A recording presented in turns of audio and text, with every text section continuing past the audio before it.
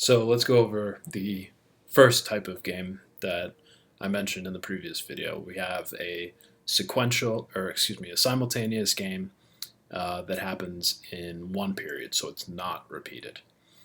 Uh, Typically, when firms or individuals engaged in strategic competition have dominant strategies, determining an equilibrium is easy. But most of the time, that's not what we have.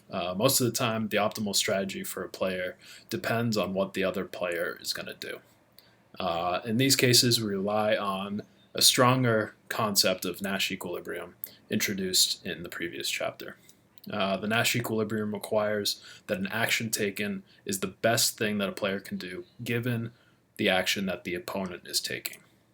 So, the first step to understanding a Nash equilibrium is to understand the three elements of the game: the players, the strategies, and the payoffs. A common way to do this is to use the normal form. Organize an economic game into its players' strategies and payoffs, and then put it into a payoff matrix like you saw in the previous video. Let's go through a quick example of this. Imagine that Apple and Samsung in 2011 and 2012 were in a series of legal battles related to the design of smartphones and tablets. Most of the suits were initiated by Apple, accusing Samsung of copying aspects of hardware and software on the iPhone. However, Samsung countersued based on allegations that Apple had violated patents on mobile communication technology. So assume the following game structure. First, the players are Apple and Samsung. Second, the strategies: Apple can sue or not sue. Samsung also can sue, or they can acquiesce. They can let the suit be settled, not fight it. And the payoffs: Apple's sue countersue is they receive $1 billion if Samsung countersues, they receive negative $1 billion. If Apple sues and Samsung acquiesces, Apple receives $5 billion and Samsung loses $5 billion. Or if Apple doesn't sue and Samsung countersues, Apple loses $100 million and Samsung loses $100 million. And finally, if Apple doesn't sue and Samsung acquiesces, both are neither better nor worse off. Let's look at this in a game matrix. We talked about the potential options. So sue, Apple makes $1 billion, Samsung loses $1 billion. Sue, acquiesce, Apple makes $5 billion, Samsung loses $5 billion. Don't sue, Apple loses $100 million, Samsung loses $100 million. And don't sue, acquiesce is a 0-0 outcome. So, does either firm have a dominant strategy? Yes, Apple's dominant strategy is to sue. Let's see why. Imagine that you are Apple. All right, you're going to do this from the perspective of Apple first, and then we're going to switch to Samsung. Apple is choosing whether or not to sue or not sue. If they assume that Samsung is going to sue, then they're choosing between $1 billion and negative $100 million. Obviously, they're going to choose the $1 billion. Now, if they assume that Samsung will acquiesce, they're choosing between $5 billion and 0. Obviously, they're going to choose $5 billion. So if you were doing this out, you would circle $1 billion here and $5 billion here. In both cases, regardless of what Samsung does, regardless of if Samsung sues or if they acquiesce, Apple's going to choose to sue. Therefore, Apple's dominant strategy is to sue. Apple always wants to sue. On the other hand, what should Samsung do if Apple doesn't sue? So you're Samsung. Imagine that you're looking at what happens if Apple doesn't sue. They're choosing between negative $100 million and 0. They should choose 0. Therefore, Samsung should choose to acquiesce. What should Samsung do if Apple does sue? They're choosing between negative $1 billion and $5 billion. They'll choose the negative $1 billion. Therefore, they should sue. So the Nash equilibrium, when you put your circles around each number, is Su. Apple ends up $100 billion or $1 billion richer, and Samsung ends up $1 billion poorer. So, as we saw in the last example, predicting outcomes of a game is relatively straightforward when there's only one Nash equilibrium. But what if there's more than one? It could always be the case that there are multiple equilibria. Consider from the previous video, the Warner Brothers Disney rivalry. Suppose that the firms are deciding whether to release a film or when to release a film.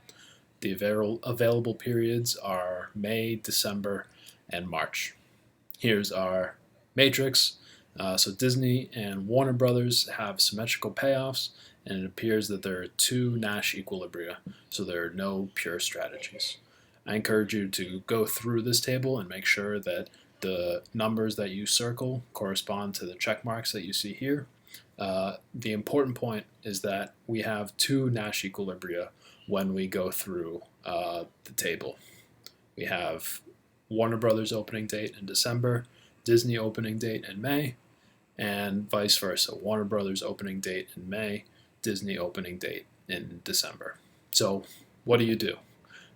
In most games, eliminating dominated strategies alone won't pin down Nash equilibria. That's because the conditions that must hold in a Nash equilibrium are not as stringent as those that define dominant and dominated strategies. A dominant strategy is always the best thing for a player to do, but a Nash equilibrium only requires that an action is the best thing a player can do given the actions that the opponent happens to be taking. Therefore, we have this situation where we have two Nash equilibria. So what do? There's the strategies.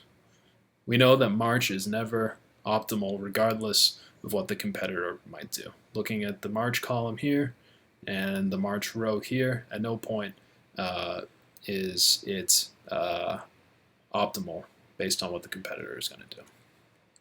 This means that we can simplify it by getting rid of the March row and the March column. Now we've simplified it. We still have the problem, though, of these two Nash equilibria. If Disney believes that Warner Brothers will be releasing in May, Disney should release in December, and vice versa. Neither firm has an incentive, though, to deviate from these two release date combinations. With the tools that we've seen so far, there's no way to determine when which equilibrium occurs. Mixed strategies are one way to take care of this problem. As highlighted in the previous slide, sometimes there's no pure strategy equilibrium. In these cases, a player's best option may be to choose actions randomly from a set of pure strategies. This is what we call a mixed strategy. This is a strategy in which a player randomizes his or her actions. Consider a penalty kick in soccer. Assume that there's no height, so a player can either kick left or right, and the goalie has to choose whether to dive left or right to save the ball. If the goalie and kicker choose the same side, the ball is saved. Otherwise, the player scores. So the payoff matrix for this game might look like this. You'll notice that we have no double check marks in any of our boxes, so there's no pure strategy Nash equilibrium. However, there is a Nash equilibrium. The Nash equilibrium calls for the player to randomize between the choices. This is what a mixed strategy is. Because payoffs are symmetrical, the only possible equilibrium is for each player to play each option, left or right, with a 50% probability. If the kicker were to kick it to the left 80% of the time, the goalie would always go to the left. But then the kicker has an incentive to go to the right. So with asymmetrical playoffs, the probability associated with the mixed equilibrium will be different. The main thing to remember here is that the players randomize their choices. We're not going to ask you to solve any of these problems, but oftentimes it's not always a pure strategy Nash equilibrium that we end up with, and so we have to rely on these mixed strategies to solve the game.